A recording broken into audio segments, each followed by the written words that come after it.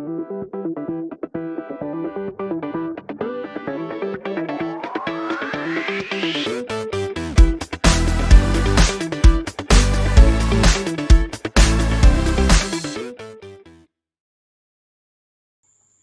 से हम कक्षा 10 का अध्याय 1 स्टार्ट कर रहे हैं।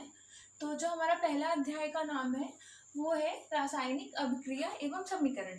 इस अध्याय में हम रासायनिक अभिक्रिया क्या होती है वो पढ़ेंगे, रासायनिक समीकरण को हम कैसे लिखते हैं वो पढ़ेंगे, रासायनिक समीकरण को हम संतुलित कैसे करते हैं वो पढ़ेंगे, उसको लिखा कैसे जाता है, रासायनिक अभिक्रियाएं कितने प्रकार की होती हैं, ये सारी चीज़ें हम डिटेल में पढ़ेंगे। तो पहले टॉपिक से स्टार्ट करते हैं कि आखिर रासायनिक अभिक्रियाएं क्या होती हैं। कक्षा 9 में हमने रासायनिक परिवर्तन और भौतिक परिवर्तन पढ़ा था। यहाँ पे हम रासायनिक अभिक्रिया की स्टडी करेंगे। तो क्या रासायनिक अभिक्रिया क्या होती है? दो या दो से अधिक पदार्थ मिलकर एक से अधिक नए गुणधर्म वाले पदार्थों का निर्माण करते हैं, तो उसमें हम बोल देते हैं कि रासायनिक अभिक्रिया है। तो इस चीज को समझने के लिए इसको हम दैनिक लाइफ से जोड़ेंगे, दैनिक जीवन से जोड़ के पढ़ेंगे। तो दैनिक जीवन में होने वाली कुछ परिस्थितियों में हमें ध्यान देना है और उससे हमें रासायनिक अभिक्रिया को रिलेट करना है, जिससे हम और अच्छे से उसे समझ पाएं। तो हम परिस्थितियां देखते हैं क्या क्या। जैसे हम सांस लेते हैं, वो एक परिस्थिति हो गई। खाना पचता है, वो परिस्थिति हो गई। भोजन को हम पकाते हैं, वो परिस्थिति हो गई। अगर किसी आर्द्र वायुमंडल में अगर हम लोहे की कील रख दें तो तब क्या होता है? तब उसमें जंग लग जाती है। तो ये परिस्थितियों का हम स्टडी करेंगे। तो हम क्या देखते हैं कि ये सब जो प्रक्रिया हो रही है उसमें एक नया पदार्थ मिल रहा है। मतलब खाना पक गया तो चावल हमने पका लिया तो पक के नया पदार्थ बन गया, ठीक। और हमने अगर लोहे को आर्द्र वायुमंडल में रख दिया, उसमें जंग लग गई तो एक नया पदार्थ बन गया, उसका गुणधर्म अलग हो गया। ऐसे ही हम सांस लेते हैं तो हम ऑक्सीजन अंदर लेते हैं, कार्बन डाइऑक्साइड बाहर छोड़ते हैं। तो इस सब में हमने क्या देखा कि वस्तु की जो है अवस्था में परिवर्तन हो रहा है और उसका रंग भी परिवर्तन हो रहा है। खाना बनने के बाद उसका रंग अलग हो जाता है। गैस का निकास या उत्सर्जन होता है, हम जब सांस लेते हैं तो, और जब छोड़ते हैं तो उत्सर्जन हो रहा। तापमान में भी परिवर्तन होता है। तो रासायनिक अभिक्रियाओं को हम एक एग्जाम्पल से समझेंगे। तो जैसे हाइड्रोजन और हम सब जानते हैं कि पानी का जो है सूत्र होता है H2O, प्रतीक होता है H2O, मतलब हाइड्रोजन प्लस ऑक्सीजन बनके मिलके नया पदार्थ बनाते हैं जल। और रासायनिक अभिक्रियाओं को हम भौतिक से परिवर्तन नहीं कर सकते भौतिक विधियों द्वारा। मतलब अगर हम जल बन गया है तो हम उसको भौतिक विधि द्वारा ऑक्सीजन और हाइड्रोजन में अलग नहीं कर सकते। तो ये जो है हाइड्रोजन और ऑक्सीजन मिलके जल बन गया, तो ये एक टाइप की जो है रासायनिक अभिक्रिया है। मतलब दो या दो से अधिक पदार्थ, हाइड्रोजन और ऑक्सीजन, एक नए गुणधर्म वाले पदार्थ। गुणधर्म ये गैस था, ये गैस था। ऑक्सीजन जो होती है जलने के लिए बहुत इंपॉर्टेंट होती है। आप किसी चीज में आग लगाओगे तो उसका जलने का कारण जो रहेगा ऑक्सीजन रहेगा, लेकिन जल की जो प्रवृत्ति है आग बुझाने की है। तो ये नया गुणधर्म वाला पदार्थ बना और इसमें अवस्था में परिवर्तन हुआ, गैस से लिक्विड बन गया। रंग में परिवर्तन हुआ, हाइड्रोजन ऑक्सीजन का कोई रंग नहीं होता है, जल का भी रंग नहीं होता बट अलग होता है। गैस का निकास, तापमान में परिवर्तन। तो और इसमें क्या होता है, अभिकारक और उत्पाद। भौतिक रासायनिक अभिक्रिया में दो चीज याद रखनी है। जो पदार्थ जो रिएक्शन में मतलब अभिक्रिया में हिस्सा लेते हैं उसे हम कहते हैं अभिकारक। यहाँ पे जो है हाइड्रोजन और ऑक्सीजन जो है वो समीकरण के अभिकारक हो जाएंगे, अभिकारक। तो इसको लिखने के लिए हम ये कह सकते हैं जो भी पदार्थ हिस्सा लेते हैं क्रिया में उसे हम अभिकारक कहते हैं। और जो अभिक्रिया होने के बाद जो पदार्थ हमें प्राप्त होता है उसे हम कहते हैं उत्पाद। तो ये चीजें हमें देखनी है, अभिकारक और उत्पाद क्या होता है। रासायनिक अभिक्रिया हमें समझ ली। अब हम देखते हैं समीकरण क्या होता है, समीकरण हम लिखते कैसे हैं। तो रासायनिक अभिक्रिया को रासायनिक समीकरण द्वारा निरूपित किया जाता है।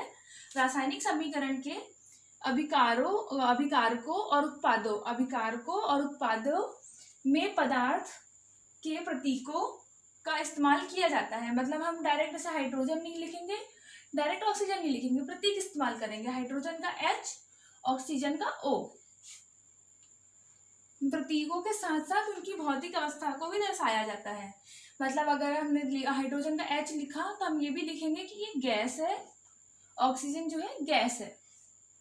तो भौतिक अवस्था को दर्शाया जाता है। तो भौतिक अवस्था आप जानते हैं सॉलिड होती है ठोस के लिए, S लिखेंगे ठोस के लिए, L लिखेंगे लिक्विड के लिए द्रव के लिए, G लिखेंगे गैस के लिए, और AQ लिखेंगे एक्वस सॉल्यूशन के लिए, जलीय विलयन। तो अब इसका हम एग्जांपल देख लेते हैं रासायनिक समीकरण का। तो इसका हम एक्टिविटी 1 देखेंगे आप अगर आपकी बुक का, तो उसमें एक्टिविटी 1 ये है कि मैग्नीशियम को हमें बर्न करना है और हम क्या देखेंगे क्या मिलता है। तो मैग्नीशियम का Mg, और मैंने पहले भी बताया जलने के लिए जो गैस होती है रिस्पॉन्सिबल होती है वो ऑक्सीजन ही होती है। ऑक्सीजन के प्रेजेंस में ही कोई जल सकता है पदार्थ। तो ये दोनों मिलके MgO बनाते हैं, मैग्नीशियम ऑक्साइड। तो यहाँ पे हम इसकी अवस्था भी लिखेंगे, ठोस है, द्रव है, गैस है। तो हमें क्या मिला, मैग्नीशियम सॉलिड है,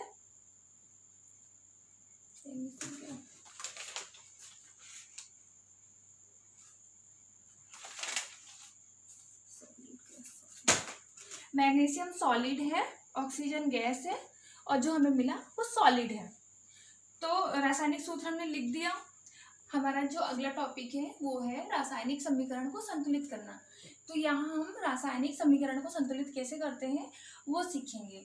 तो उसके लिए हम लोहे में जंग लगने का एग्जाम्पल लेंगे। तो जब लोहा जल की प्रेजेंस में रिएक्शन करता है, क्रिया करता है, तो वो फेरस ऑक्साइड बनाता है Fe3O4, और उसके बाद में जो है हाइड्रोजन गैस रिलीज होती है। तो इसको हम बैलेंस करने के लिए, संतुलित करने के लिए एक टेबल बनाएंगे।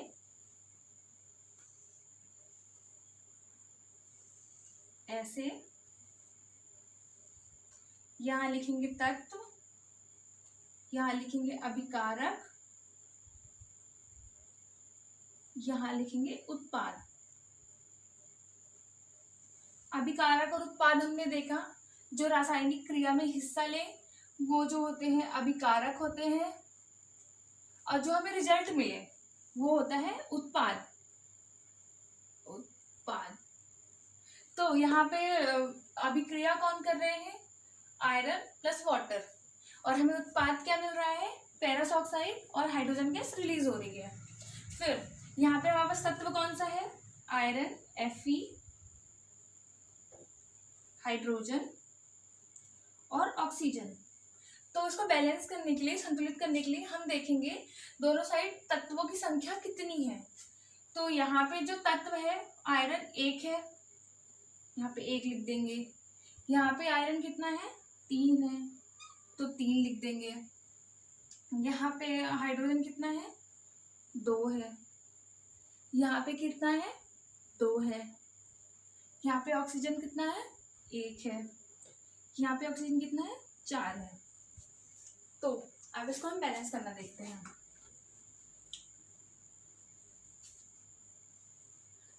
तो पहले हम सबके चारों ओर ब्रैकेट लगा देंगे। हमें इसके अंदर कुछ नहीं करना है, जो हम कर सकते हैं इसके बाहर ही मल्टीप्लाई या डिवाइड मल्टीप्लाई कर सकते हैं। तो हम सबको पहले ब्रैकेट में पैक कर देंगे। अब यहाँ पे आयरन 1 है, यहाँ पे 3 है, तो हम क्या कर सकते हैं, यहाँ इसको 3 बनाना है तो हम इसको गुणा 3 कर सकते हैं। तो 3 कर दिया, तो 1 गुणा 3 हो गया 3, आयरन बराबर हो गया। अब हाइड्रोजन देखते हैं, इसमें भी 2 है, इसमें भी 2 है, इसको अभी बैलेंस करने की जरूरत नहीं है। अब ऑक्सीजन देखते हैं, यहाँ पे 1 है, यहाँ पे 4 है, तो इसको बैलेंस करने के लिए हम यहाँ पे 4 का गुणा कर देंगे। तो 1 में 4 का गुणा किया, ये हो गया 4। लेकिन यहाँ पे हम क्या देख रहे हैं, गुणा बस ऑक्सीजन में नहीं हो रहा है, हाइड्रोजन में भी हो रहा है, इसमें भी गुणा हो रहा है, और ये बन गया है 8।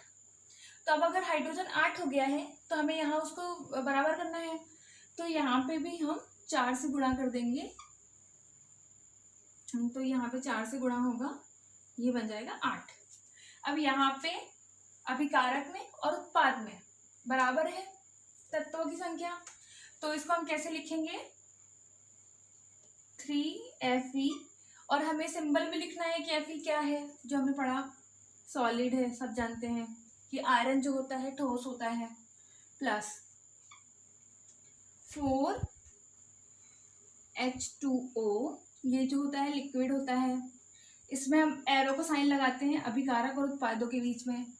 तो यहाँ पे क्या बना, Fe3O4 प्लस 4H2O, तो ये हो गया, ऐसा हम लिखते हैं।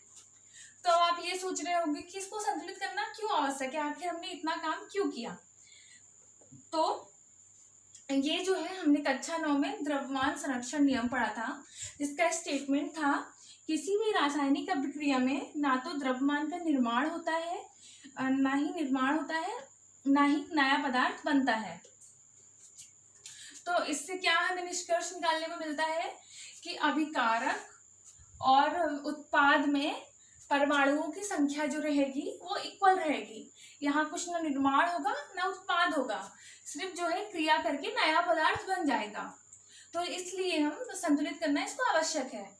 इसको हम एक और एग्जांपल लेते हैं जो हमने अभी लास्ट टाइम लिया था, कि जब मैग्नीशियम को ऑक्सीजन के प्रेजेंस में बर्न करते हैं तो MgO बनता है।